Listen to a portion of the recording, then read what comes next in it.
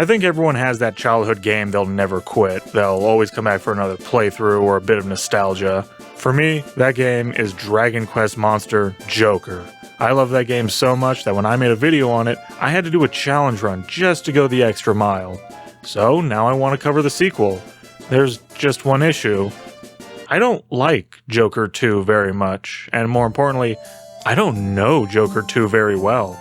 I can prove this too. Unlike Joker 1, I still own my physical copy of Joker 2 with my original save file. Yeah, I haven't seen this since middle school. Kizoku. That's a whole thing. That was an old anime OC of mine. Pretend you didn't see that. 20 hours. That's it. Beat the game, did a little post-game, done. For comparison, I was so obsessed with the first game that I printed out a full synthesis guide just to plan out how to get every monster. This is definitely a team I would have made back then, just whatever looked cool. The key detail is that I have the ability to fuse a rank S Draco Lord right now, but I didn't. My current party was strong enough to beat the game, and I just wanted to be done. But this team has an even bigger problem. There's no fucking slimes, baby! That's what we're doing today. I'll revisit Joker 2 using only slime monsters and see if I was wrong all those years ago. This won't be a full retrospective like my first video, these games are just too similar to justify that, so I'll focus on the challenge run and give thoughts at the end. I'm also going to assume you know how these games work, so if you don't, please check out the first video where I cover the basics. The rules for this run are as follows. 1. Aside from any mandatory monsters, we may only scout, fuse, or otherwise obtain members of the slime family. 2. I am imposing a level cap of 20. Once a monster goes above 20, they must be synthesized immediately. 3. Joker 1 lets you use up to 16 items per combat, while this game allows you to use your whole inventory. To make this a challenge while still being a coward, I am restricting items to 5 per combat. 4. No substitutes are allowed. We have a main team of 3, but also 3 substitutes that we can switch in and out. If our main team dies, the substitute team comes out. So we could basically have 6 monsters for combat, but I am disallowing that. And Rule 5, the challenge is complete once we escape the island. Let's begin. Also, please like, comment, and subscribe. Thank you.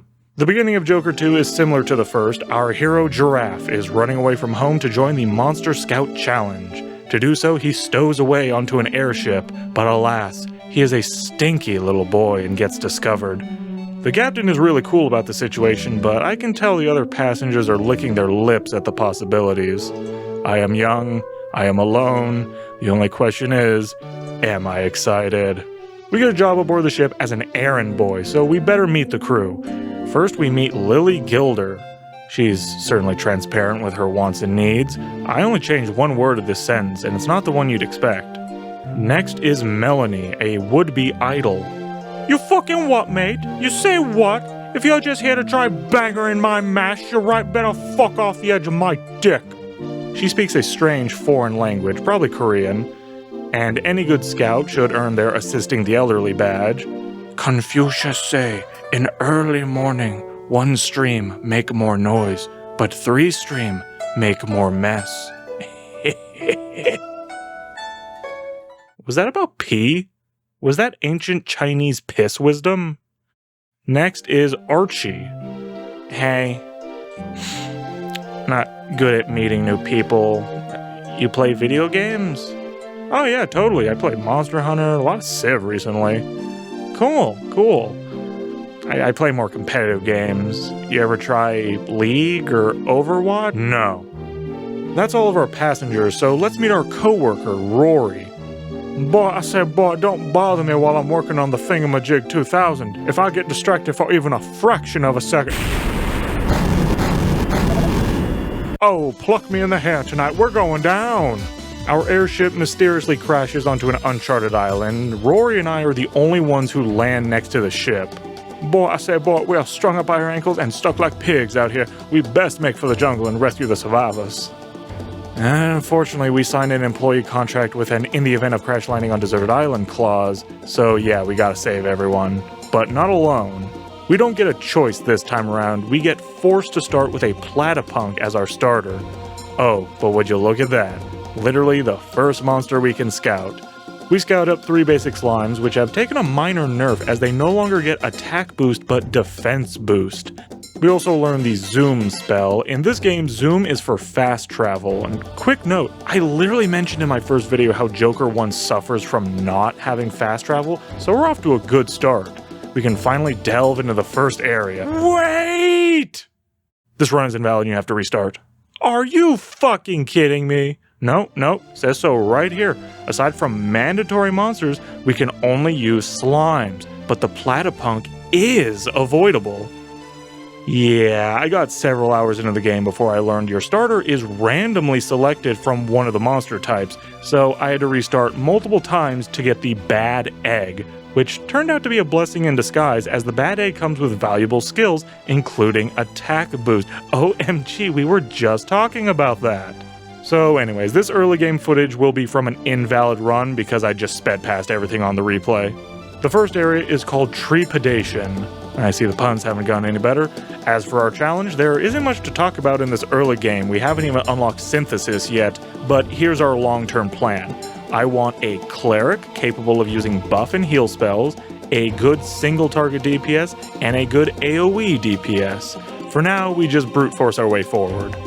Trepidation is home to many F-rank monsters for us to ignore, but we soon meet the top of the food chain. Oh, jeez. This game uses both screens for certain cutscenes, so they can look a bit wonky. Would you rather have $1 or $2? New to this game, giant monsters roam each area, triggering small monsters to flee and or drop items. It's easy for us to avoid, but if I had a nickel for every time I ran away from home and ended up flying out to an island and being chased by a giant pink worm, I would have several nickels. Before long, we find our first survivor. I had no idea this was an F-rank monster. She said she was C-rank. Come on, it was an honest mistake. I'm sorry. But I am not a cop, and it's really your parents you should apologize to. Now, why do I hear boss music? Oh, cluck my class, that's an Alaskan bullworm. Ah! Am I the asshole? Just saw a man eaten by worm and didn't help. Oh, hey, you were on the ship too. You better save your coworker, bro. We pursue the worm into the cave areas. Is that a fucking metal slime? Right from the get-go. God, this game's just taunting me. There's pretty much no chance of me getting a metal slime with our level cap in place, so they are just for XP, which they give a lot of. We easily find the worm's den and get the zip spell, which allows fast travel to checkpoints we unlock in each map, but there's only one way to do this. We venture inside Shai-Hulud and destroy the hernia that's been bothering it, so it releases us, Rory, and even gives us a plot item. According to legend, this island used to belong to a legendary scout who could bend anything to his will, presumably using the voice, and this medallion was his logo. I don't care about this. Back at the ship, the shop, or ship shop as I call it, has been repaired. This is our only shop, so we will upgrade it with machine parts to add new items. We unlock a new area with a new giant monster and one new slime. It's the heel slime, no big whoop. The captain's probably dead. We meet a talking slime, which leads to us saving another passenger from the mole people. The boss mole, or Dawn mole, my apologies, recognizes our medallion and goes all as it was written on us. Here we gain access to the arena, which is very similar to the first game's arena, but more importantly, we gain Dr. Lump, who aside from tasting great with a dash of pepper, allows us to synthesize monsters.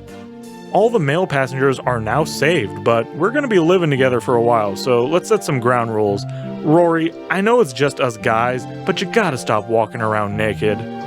Don't ask me to stop being a man. Okay, I don't know what kind of island you think this is, but I know you don't bathe. There is no reason for you to be naked. It is easy to hear the sound of one hand clapping, so long as you use that hand for fapping.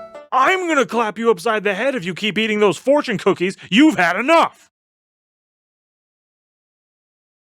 Can I borrow some money for a RuneScape membership? Fine.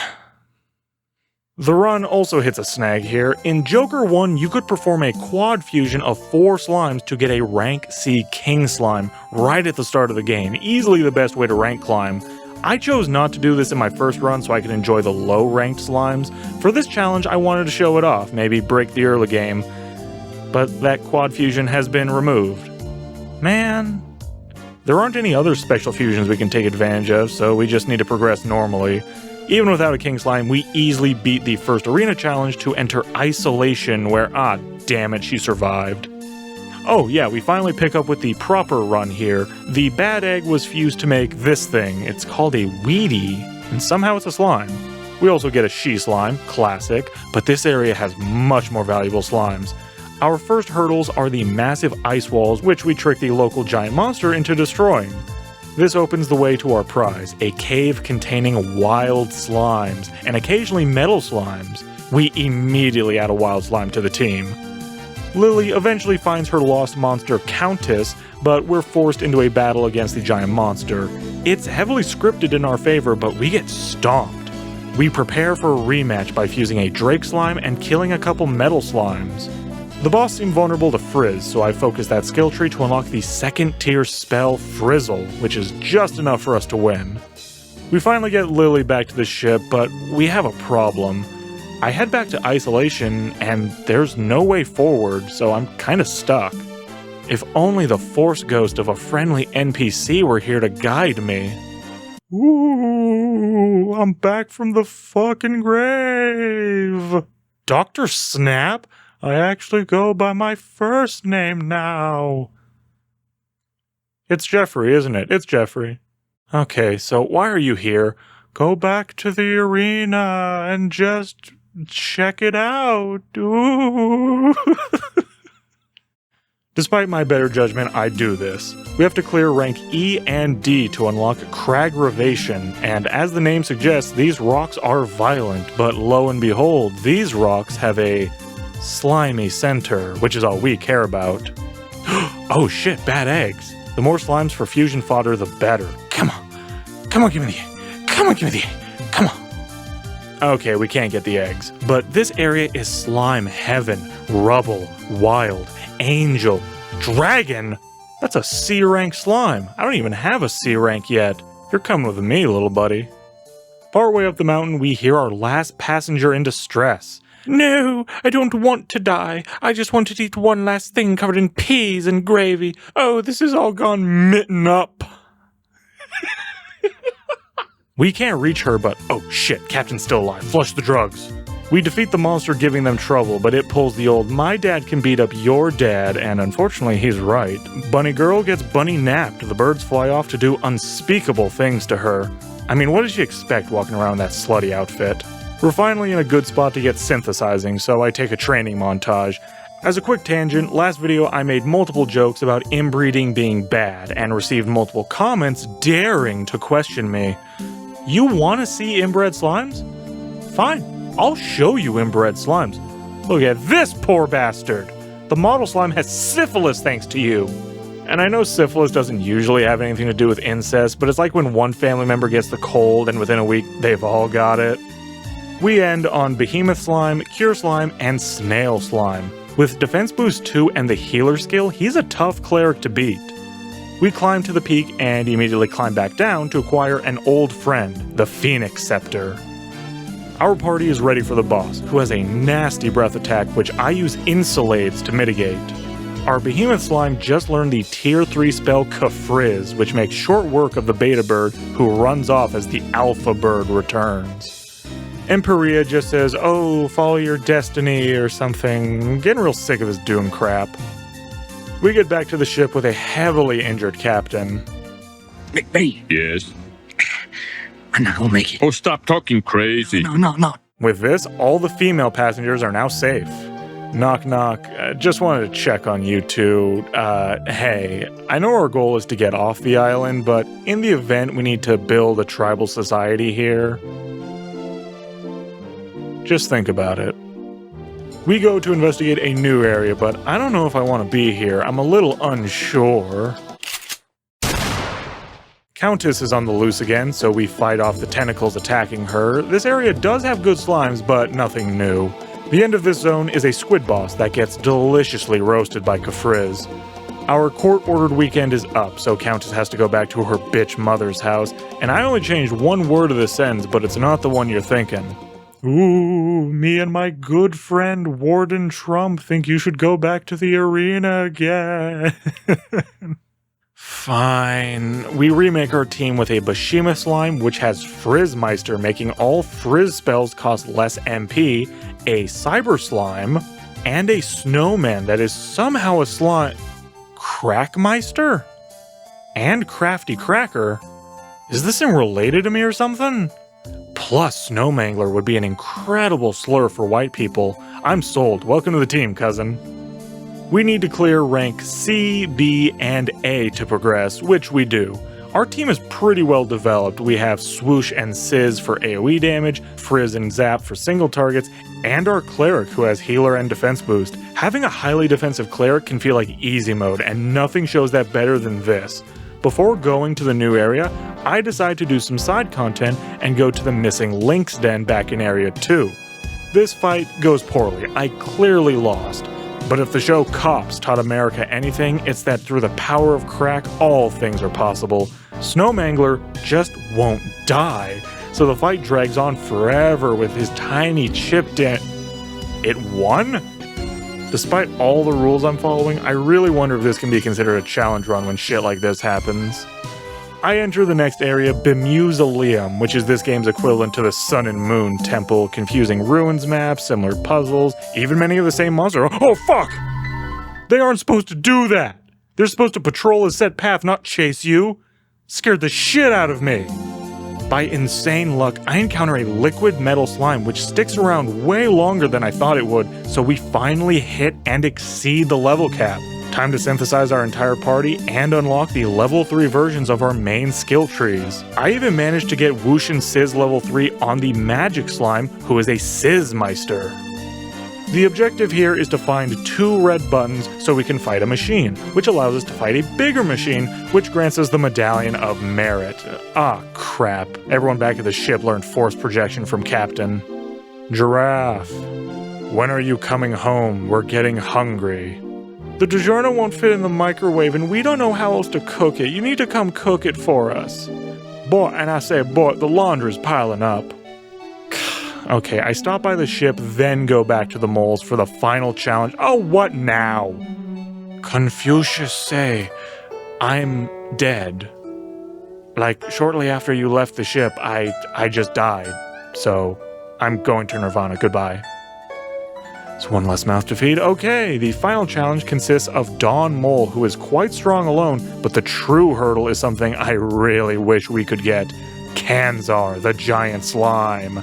This is a massive difficulty spike, which we aren't ready for. Kanzar hits insanely hard, even through Kabuff. It takes multiple new teams, but once we get Rotten Egg with high defense and counterattack, we squeak through. If that doesn't prove our merit, I don't know what does.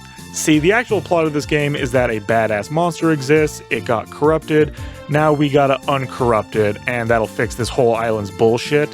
I hate mystery stories like this. The entire plot is told to us right now before the final area, but why not tell us when we first meet the moles so we can feel like we're working towards something? The final area is a cool, futuristic temple zone, and fun fact, all the rooms in this final area are the same layout as rooms from the final area of Joker 1. Don't believe me? Good, because I lied. Anyways, back in Bemuseum, we got the Vanish spell, so we avoid everything here, get the final power, which gives us 3 full heals per outing. Really just makes grinding more convenient. And just like that, we're standing before the final boss. Which we are not ready for yet. We need to be smart with our team planning. We're primed to make the perfect cleric and a high DPS mage, but the AoE lineage isn't pulling its weight anymore. We need something new, and there's only one way to get it. No! No, it's not possible! I watched you die! You watched me die? I'll watch you die. You are here because a terrorist lives among you, who wears the mark of a traitor, the mark of Tron. Well, that was actually pretty quick. To summarize, I decided to make a physical attacker for reasons. This meant creating a whole new lineage, but we had two massive issues. First, we don't have attack boost. When our team became magic-centric, I got rid of attack boost, assuming I could get another bad egg somewhere if need be. Well, need be, but no can. Bad Egg is the only starter and only F-rank monster not available in the wild, and its fusion requires a non-slime. My lack of knowledge really stabbed me in the back. But never fear, we had another choice: skill books. This game has skill books to grant these stat-boosting skills, so where are they? Well, we could buy them at the ship shop, but until we beat the main game, we are hard capped on machine parts. Okay, plan C, item drops. Skill books can be gathered randomly or dropped by enemies. I scouted 2 cyber slimes which have the looter trait increasing item drop chances, so we should be able to grind the Sylvapithecus which drops the skill book. Oh, thank God plan C worked. Now we just need to grind this to attack boost 3, right? That's issue 2. I already have 2 of my final monsters ready to go in storage, and even in storage, monsters receive small amounts of XP. I want all 3 of my final monsters to be level 20 with as many stat boosts as possible, so how do I do it? It's time for class. You see, when a monster is synthesized, only half of its skill points are passed down to the child. This is called an inheritance tax, and it is theft. With our level cap in place, we can get 53 skill points at level 20. This makes it difficult to maintain the high number of skill points we've built up without always grinding both parents to level 20. But what happens if the levels of our party are misaligned? Do I reset one monster from 20 to 1, or would I reset all of them, losing skill points in total? It's a headache, so I had to grind smart, ensuring I get a good monster with attack boost 3 in the fewest generations. So for once in my life, my accounting degree came in handy, as I do pull it off, getting my team the way I want, and all at level 20. Introducing our star veteran from Joker 1, Butterbrain, the Cleric, with attack boost 3 and Cure All. Followed by our Grand Wizard, the Sluslux Slime, who spams out the tier 4 spell Kafrizzle to burn the beast type. I am being informed to stop this joke. And finally, our Muscle, the one we went through all that trouble for, Tron de Movie. I dump all of our stat increasing items onto the party and proceed. The final boss is called the Divine Battler, or Malevolinx for short. It's just a straight up brawl. Countess? No, don't you dare become plot relevant. We step up to protect Countess and the final boss begins. The boss has tons of moves and abilities, mostly AoE damage, but also a random string of attacks that can pile up on a single target. We need to stay in tip-top condition just to survive his lightning attack, so we always stack Kabuff and multi-heal from Butterbrain. This allows Slew and Tron to go to town. I burn multiple special potions keeping Slew up, but his defenses can't endure. This looks worse than it is. Malevolinx casts Bounce, which reflects any magic for several turns, so Slew was already dead weight. This is why I wanted a physical attacker. With Oomph set up, Tron is more than capable of dishing out the damage, but the fight goes on so long, I have to replenish Butterbrain's MP and use my 5th item to keep Tron buffed, but he pulls through to finish the fight. Very close. I had 3 turns left at best. Now we can... Countess, no. No, bad Countess, no. Damn it. Countess was a piece of the boss's soul or some shit, I don't care. Leonix is good again, we get thanked and praised a bunch, and they agree to have Emperia fly us home. This story does nothing to me, but it's nice to save God instead of kill God for once. And that's the end of the challenge. But not the end of the video. We're leaving the island, because after that finale, I want my damn victory lap. We arrive just in time for the Scout Challenge, and get to face off against the reigning champ, Solitaire. This is definitely not the daughter of the main character in Solitaire from Joker 1, so I'm definitely not gonna rub some dirt in her eye. Same team as her mom, which is a Dragon Quest monster joke too after Malevolinx. I did it. I'm the champ. I'm the top of the world. I don't know what to say. What? That was all a dream? I'm still stuck on the island with all these idiots? Aren't you supposed to be dead? And shouldn't you be in jail by now? Oh, what did I do to deserve this? There you have it. Dragon Quest Monster Joker 2 beaten with only slimes. Definitely harder than the Joker 1 run, but less soul-crushing since I didn't bother with metal slimes. I'm glad I did this. It really put my thoughts in order. To be utterly honest, this is a great game and a great sequel. There are general improvements everywhere. Better graphics, better UI. I mean, the menus in Joker 1 look like some RPG Maker shit. I like all the new content, the new monsters, the weather changes, the giant monsters were a great idea. So why do I still not like it? Yes, still. The truth is, it's kinda boring. And I point to a single mistake. The game has a terrible setting. Joker 1 was on an archipelago which was full of life and adventure with tons of NPCs, which allowed the story to have an A plot, a B plot, and a C plot that intertwined into an amazing finale. Joker 2 is a deserted island with like 10 NPCs. It's very lonely just wandering these massive environments alone the entire game. No towns, no scout battles, and the story is much simpler for it. If they fleshed out the crew more, or maybe introduced the B-plot earlier, maybe, but I really wish this was an uncivilized archipelago where each island had a little tribe, even a little tribe of monsters maybe, just to make the world feel more lively. I'm still much more positive on this game than I was before, so I'm looking forward to the future of this series.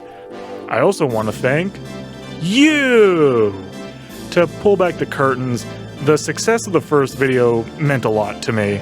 It initially flopped very hard, and it was by far the most work I had done for a video, so that stung. I don't know why it had such a sudden growth, but it made me expedite this video, so I hope you liked it. Please subscribe for more videos in the future, and if you didn't enjoy, well, why the hell not? You better comment and tell me. Anyways, take care.